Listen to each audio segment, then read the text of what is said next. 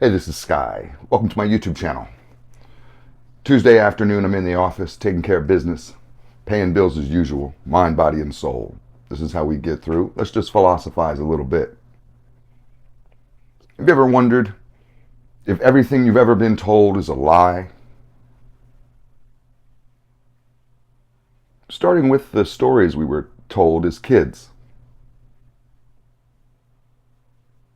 I saw a brief little clip from the old animated Frosty the Snowman.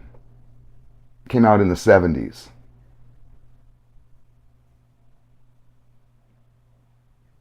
So it turns out those children in Frosty the Snowman, they were the villains, not Professor Hinkle.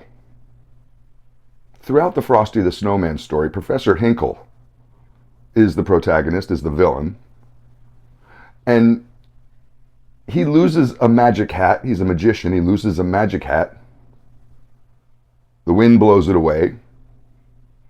The children find it or steal it, and that would be determined in a court of law. But let's just say they found it, innocently found it. Maybe they did. I mean, could a top hat, blow away in the wind? That would have to be a strong wind to blow it far away into a park.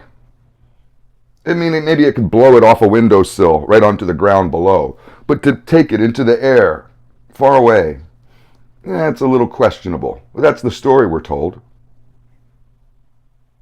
So these kids find the hat, they put it upon their snowman's head that they built, and it comes to life. And for the rest of the story, Professor Hinkle is looked at as the villain because this poor guy simply wants his hat back. Part of his job, his magic act. He wants his hat back. It's his property. He bought it with his money. For all we know, that hat could have been passed down to him from his father. Magicians are often come from a family. It's passed down. The tricks of the trade. So that could have been his father's hat. His dead father. His father may have said to him on his deathbed, "Don't ever lose this hat, son." And he lost the hat, so he's panicking. I mean, could you imagine? And these kids somehow have a right to it. Now, the argument that the kids have is that the hat brought the snowman to life. And they feel like that the snowman has a right to life and a right to the hat. So it becomes his property.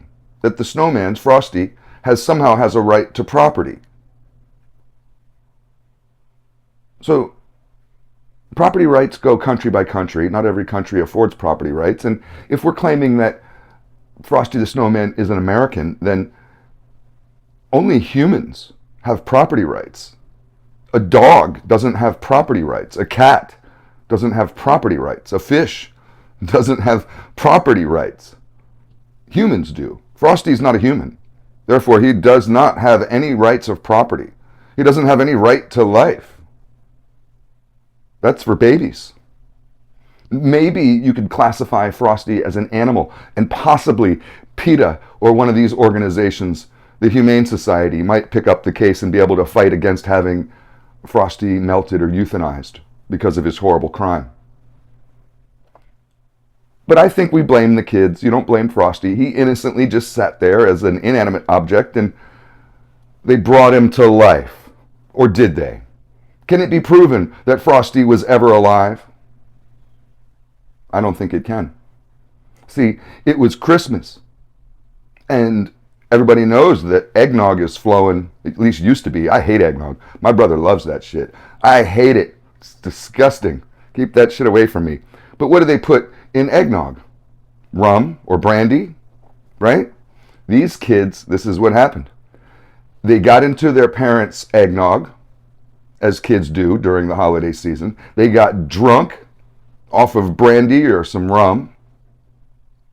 And in their delusional, drunken state, they committed a robbery and then proceeded to have a delusion a fantasy, a drunken fantasy of a talking, living snowman. They were just drunk.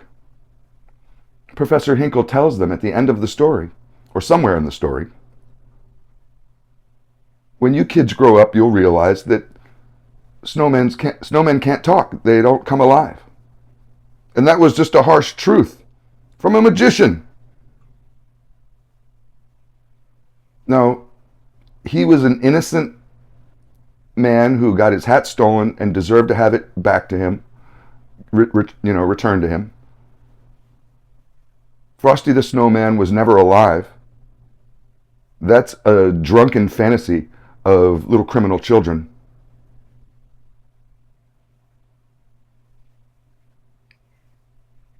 Just wondering, is everything we've ever been told a lie? Food for thought.